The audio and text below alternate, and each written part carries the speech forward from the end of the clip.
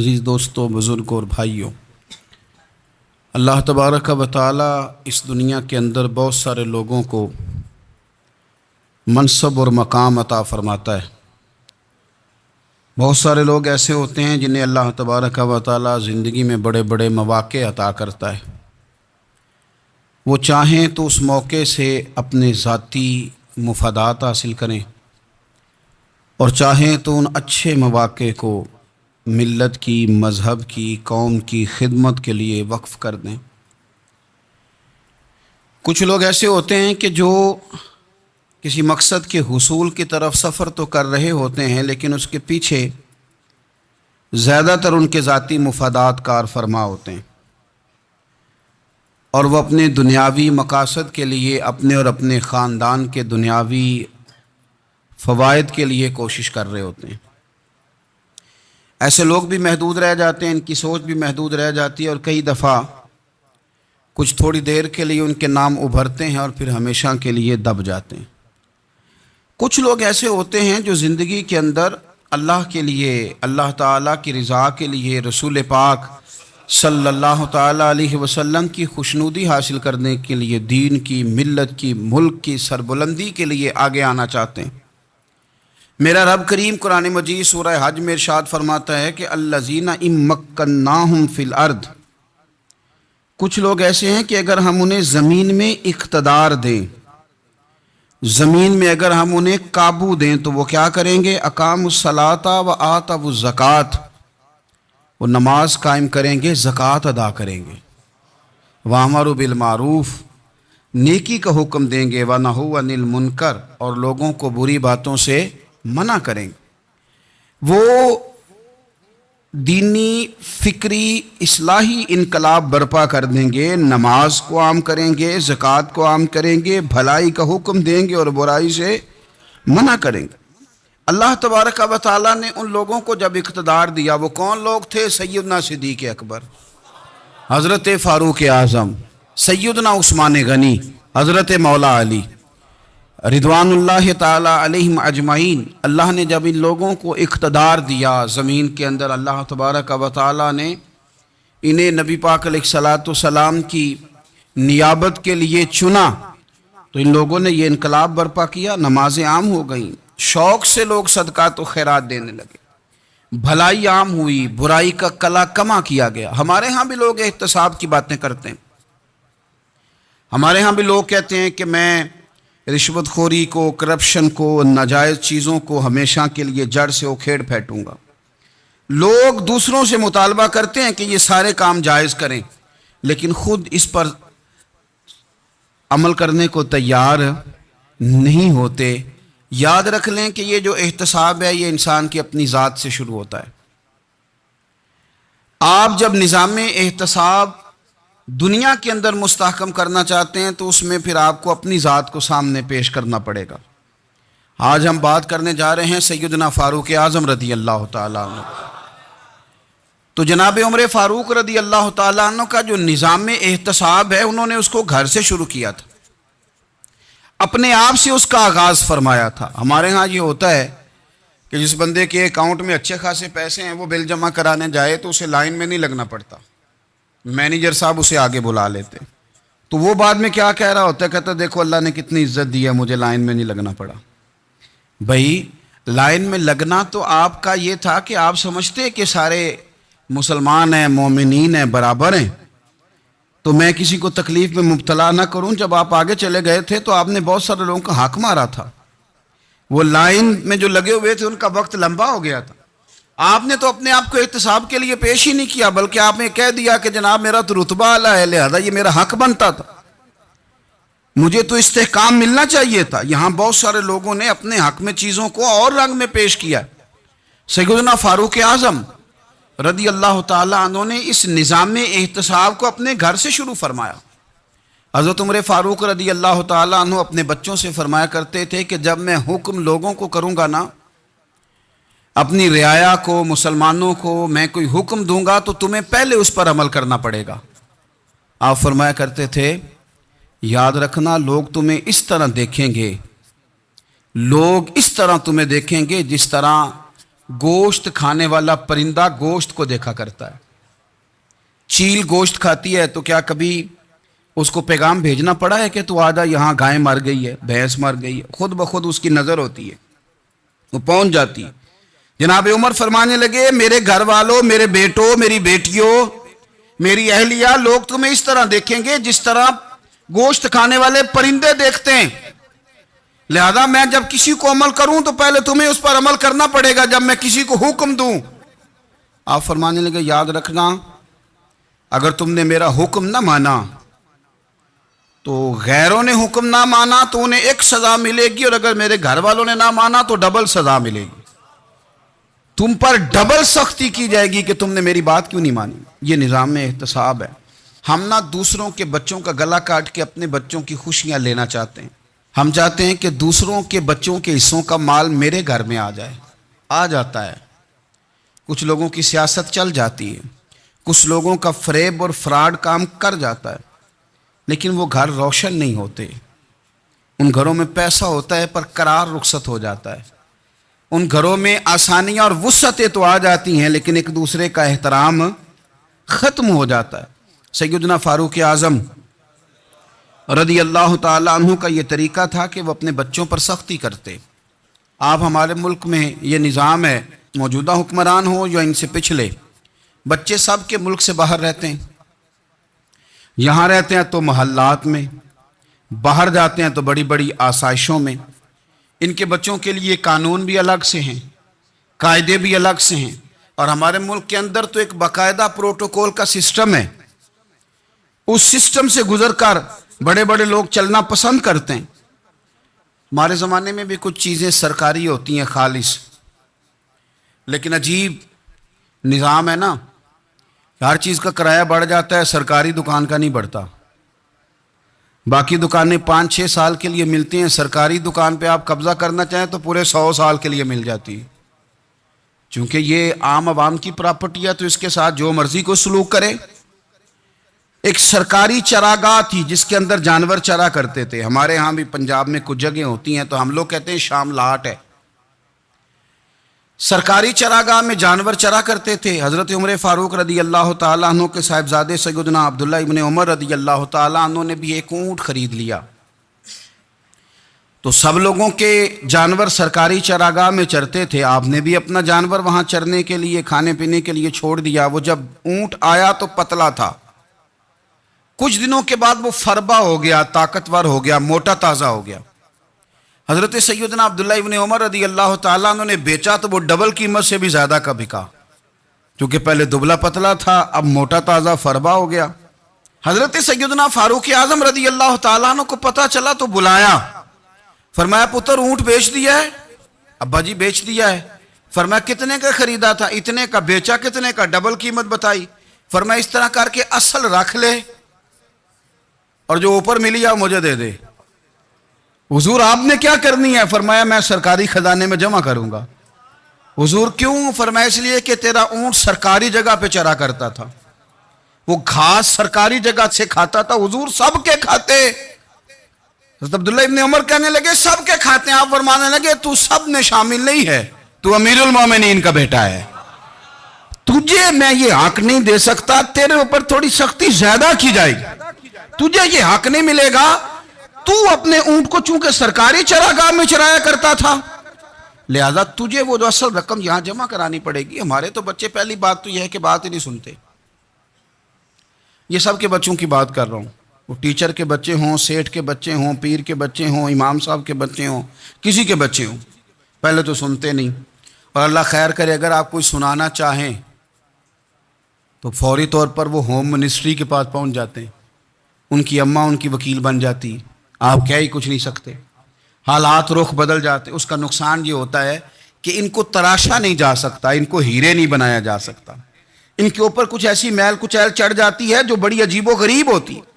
اور کچھ لوگ ایسے ہوتے ہیں جو خرابی کرنے میں بھی اپنا کردار ادا کرتے ہیں, خرابی کرنے میں, اور بڑے لوگوں سے منسلک ہونے کے لیے لوگ رستے تلاش کرتے ہیں. رستے, میں چونکہ چیزوں کا مطالعہ کرنے کا بڑا شوقین ہوں, تو میری والدہ داخل تھیں کئی سال پہلے ہسپتال میں, تو مجھے اس ہسپتال میں کچھ دن رہنا پڑا. ایک پرائیویٹ ہاسپٹل تھا، تو اس میں نا انہوں نے جگہ جگہ لکھ کے لگایا تھا ملازمین کو بخشیش نہ دیں، ہم ان کو بڑی اچھی معقول تنخواہ دیتے ہیں، سیلری بڑی عمدہ ہے، تو لوگ بخشیش نہ دیں۔ میں نے جو مینجمنٹ کے لوگ تھے ہاسپٹل کی، ان میں سے ایک سے میں نے کہا کہ اگر کوئی بندہ اپنی خوشی سے دینا چاہے تو آپ نے بڑا موٹا لکھ کے لگایا برائے مہربانی ان کو بخشیش نہ دیں۔ اس نے بڑی قیمت، سادہ آدمی تھا پر میری بڑی اس نے مجھے بات بتائی، مجھے نفع ہوا۔ کہنے لگے مولوی صاحب، جب کچھ امیر لوگ ہسپتال میں مریض لے کے آتے ہیں تو وہ صفائی والے کو پہلے ہی 500 روپیہ دکھا لیتے ہیں آتے ہی، پھر وہ جیسے آواز دیتے ہیں صفائی والے فٹافٹ اندر آتے ہیں، ان کا کمرہ صاف کرتے ہیں۔ تو سارے تو بیچارے اتنے مالدار نہیں ہوتے کہ آتے ہی پہلے کام والے کو 500 دیں۔ پھر نقصان کیا ہوتا ہے کہ یہ جن کی ذمہ داری ہے بہت ساری ڈیوٹیاں کرنے کی، یہ ڈیوٹی نہیں کرتے، یہ پلٹ پلٹ کے ان کی طرف دیکھتے ہیں جن کے گھر سے سالن صحیح آتا ہے، ادھر ان کی توجہ زیادہ ہو جاتی ہے، جو نوٹ ان کو زیادہ دکھاتے ہیں، جو پھل لے کے آتے ہیں تو آدھا ان کو دیتے ہیں۔ تو ہم یہ کہتے ہیں یہ کام ہی نہ کرو، یہ اپنی تنخواہ پہ کام کریں تاکہ ہر آنے والے کا درد سمجھیں، ہر ایک کو یکساں یہ سروسز فراہم کریں۔ تو ہم یہ کام کرتے ہیں۔ ہم ایم پی اے کے اور کسی سے ہمارا تعلق نہ بنے تو ہم جناب اس کے ڈرائیور سے ہی تعلق بنا لیتے ہیں، ہم وہ جو آپریٹ کرنے والا ہوتا ہے ٹیلی فون اسی سے بڑا تعلق بناتے ہیں، اس کو مٹھائی کا ڈبہ جلدی پہنچا دیتے ہیں۔ تو اسی طرح سے بڑے لوگوں کی اولادوں کو بگاڑا جاتا ہے۔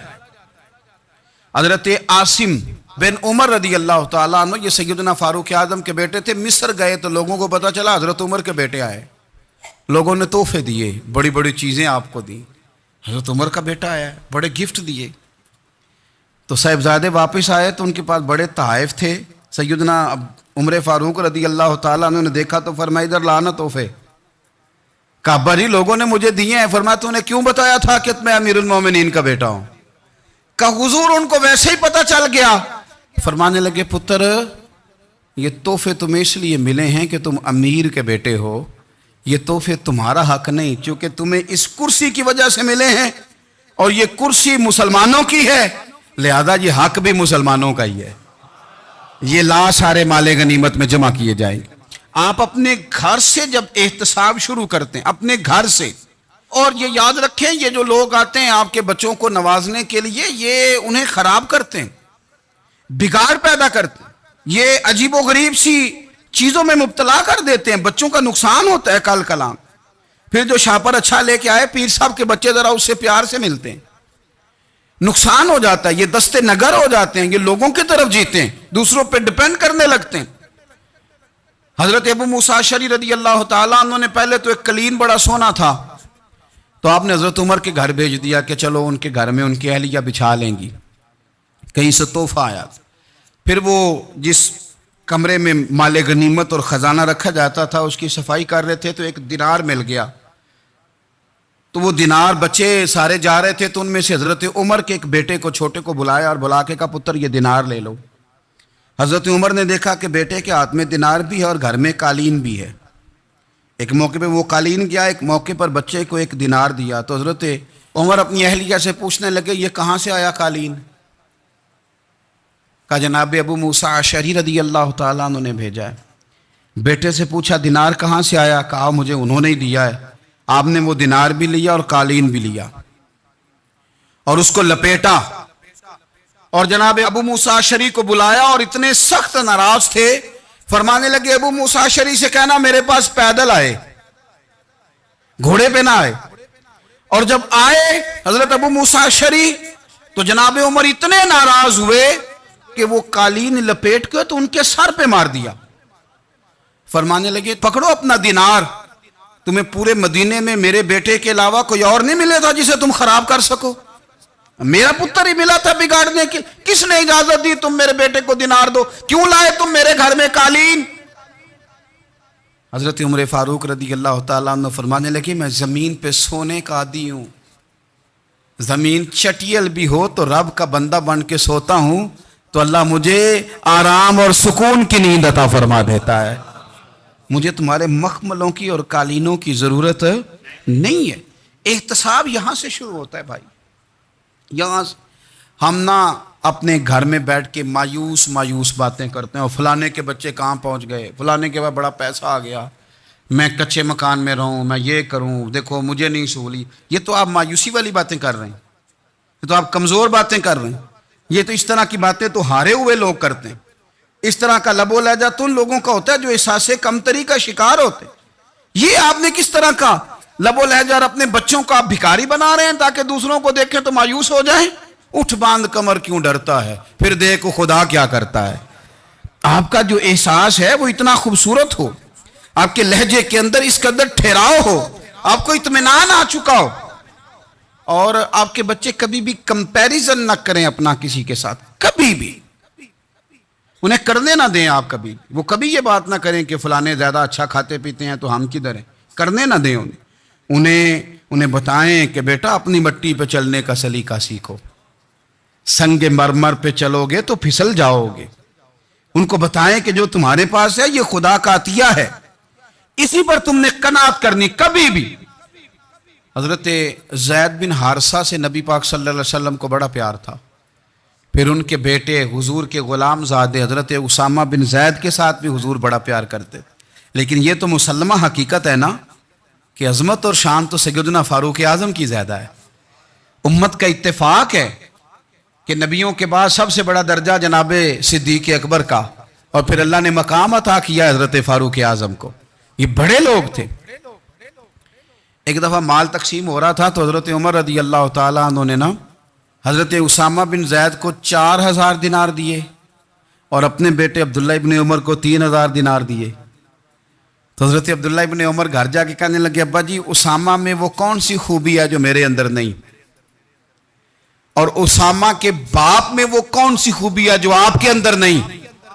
تو حضرت عمر کی عاجزی دیکھیے، حالانکہ بالاتفاق دنیا جانتی ہے کہ جناب عمر فاروق رضی اللہ تعالیٰ عنہ افضل ہیں، پھر بھی پتہ اپنے بیٹے سے کیا کہتے ہیں، فرماتے ہیں او سن یار، وہ خدمت گزار ہیں نبی پاک کے، وہ بھی حضور کے گھر میں ڈیوٹی کرتے، نوکری کرتے، اور ان کے بیٹے بھی حضور کی نوکری کرتے، یہ خدمت گزار ہیں۔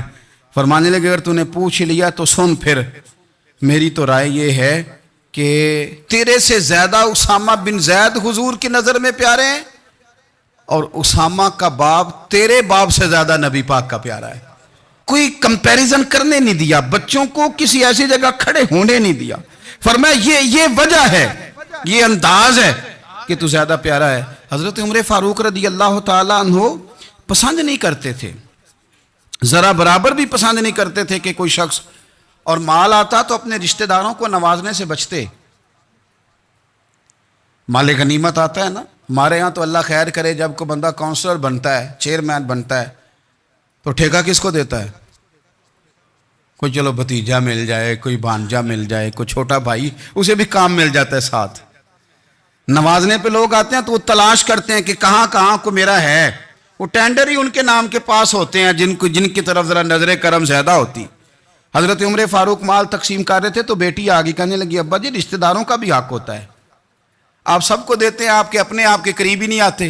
تو حضرت عمر فاروق نے کیا لفظ کہے، کیا حقیقت ہے، کیا حسن ہے، فرمانے لگے پتر یہ مال تیرے باپ کا نہیں مسلمانوں کا ہے، جب تیرے باپ کا ذاتی مال ہوگا تو اپنے رشتہ داروں کو دے گا، یہ مسلمانوں کا مال ہے، یہ اسی حساب سے تقسیم ہوگا جو عدل کا حساب ہے، جو ترازو ٹھیک ہے۔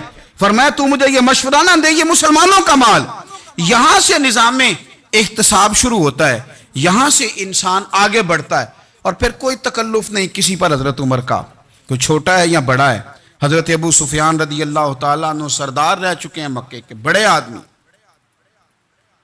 لیکن نظام احتساب میں کوئی چھوٹا بڑا نہیں ہوتا۔ حضرت عمر فاروق مکہ مکرمہ گئے تو لوگوں نے کہا حضور جناب ابو سفیان نے نا گلی میں پتھر رکھے، اور بہت سارے لوگوں کو رستوں میں تکلیف ہو رہی ہے۔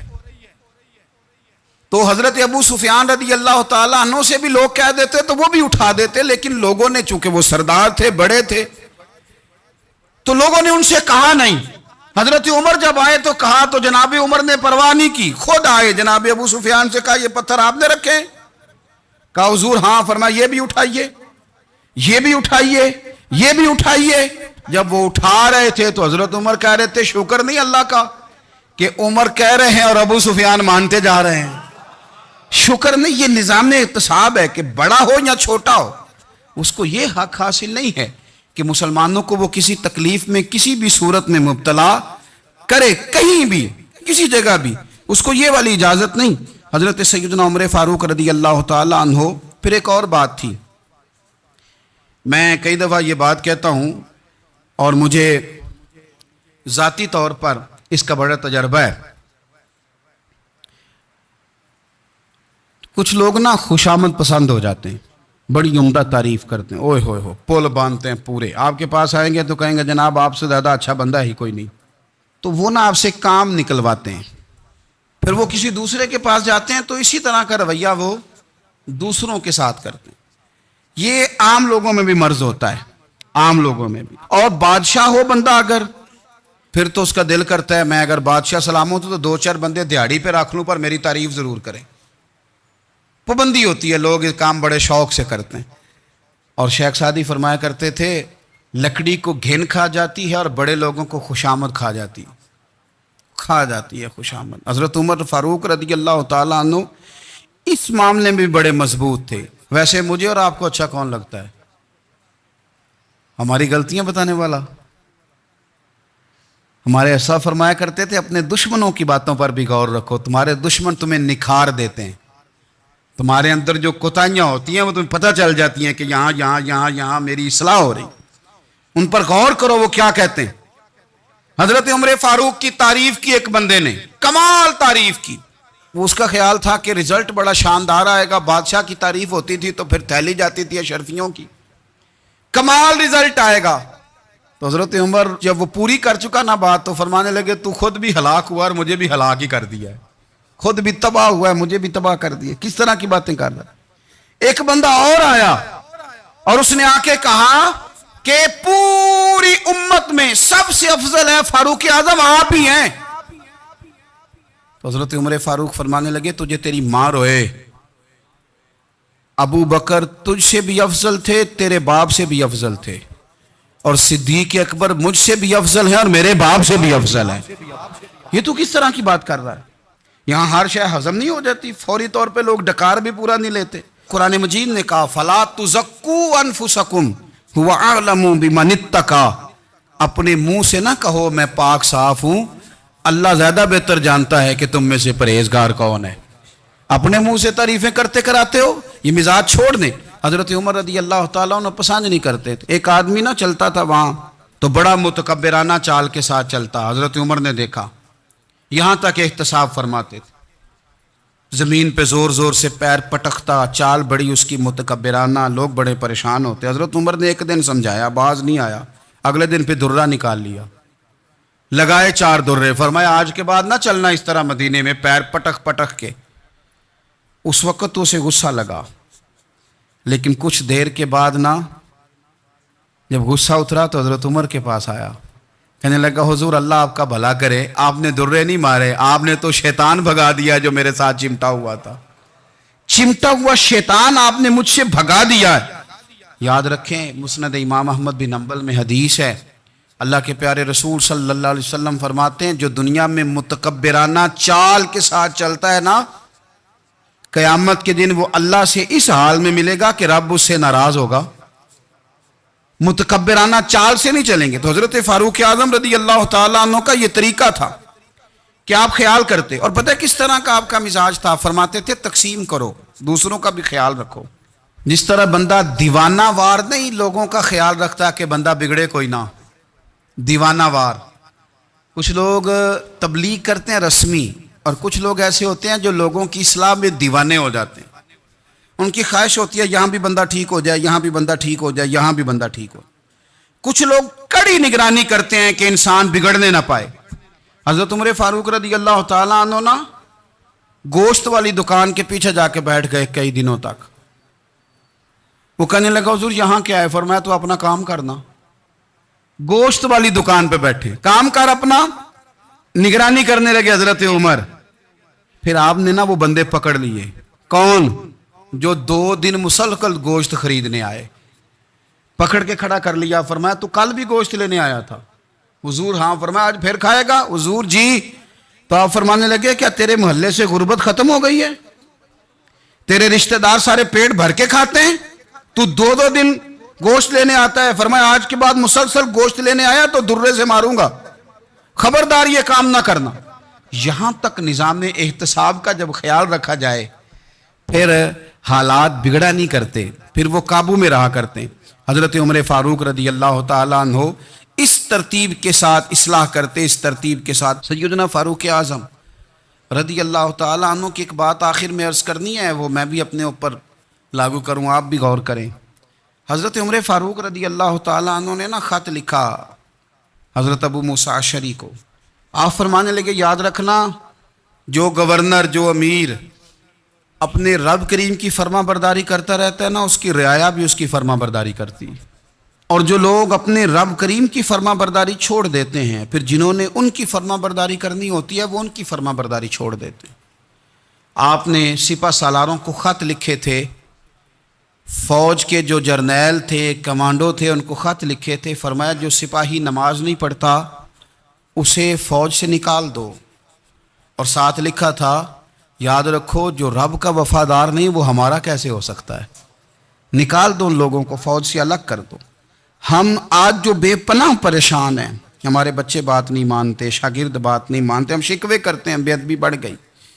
ادب کے ساتھ میں گزارش کروں گا بڑوں کی بارگاہوں میں، جو میری طرح کے بڑے بنے ہوئے ہیں، بزرگوں سے نہیں بات کرتا، ان سے میں کہوں گا کہ ہمیں ایک دفعہ اپنے اوپر بھی تو غور کر لینا چاہیے. کہیں ایسا تو نہیں ہے کہ ہم جب تک اللہ تعالیٰ کے فرما بردار تھے، جب تک ہم تقوی کے معیار پر تھے، ہماری بات ماننے والے ہماری بات مان رہے تھے.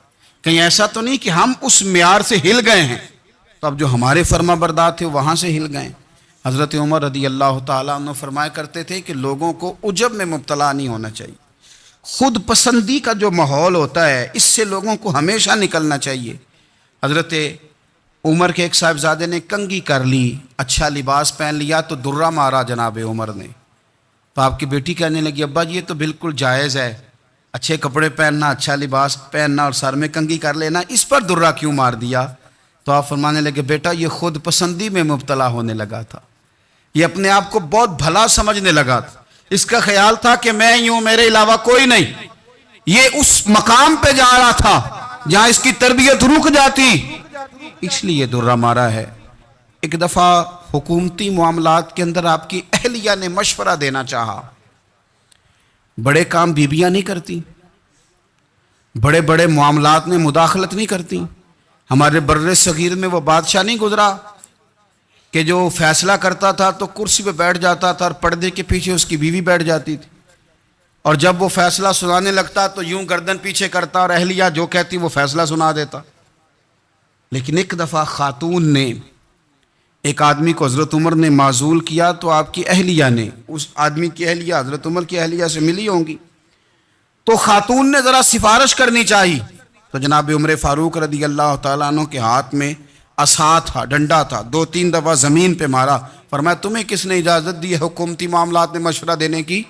یہ مشورہ مولا علی دیں گے یا عثمان غنی دیں گے؟ آپ کو کس نے اجازت دی؟ وہ حکومتی معاملات، وہ مسلمانوں کا اجتماعی معاملہ، وہ مسلمان دیکھیں. آپ کو اس میں آنے کی اجازت نہیں ہے. جو آپ کی ذمہ داریاں ہیں، آپ کے حقوق ہیں، ان پر آپ بات کریں. تو بھائی نظام میں احتساب اپنی ذات سے شروع کریں. ہماری اولادیں، ہمارے بچے، وہ باہر سے انہوں نے زیادہ اثر نہیں لیا. ہم نے انہیں بتایا کہ ہم بڑے غریب ہیں، ہم بڑے مجبور ہیں، ہم تو بڑے کمزور ہیں، ہماری تو سنتا کوئی نہیں، یہ تو امیروں کا ملک ہے، اس میں تو فلانے کو اہمیت حاصل ہے. ان باتوں نے ہمارے بچوں کو کمزور کیا ہے. ان باتوں نے ہمارے بچوں کے دلوں میں احساس کمزوری پیدا کیا.